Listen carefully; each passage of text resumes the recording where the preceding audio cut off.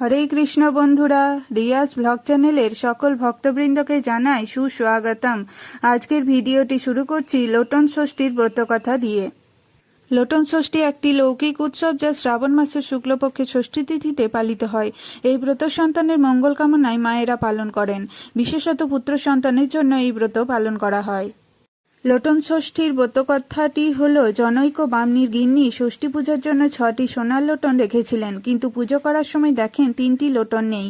তখন তিনি তার বউকে এর কারণ জিজ্ঞাসা করেন। এই ঘটনার পর থেকে এই ব্রত লোটন ষষ্ঠী বা লুঠন ষষ্ঠী নামে পরিচিত।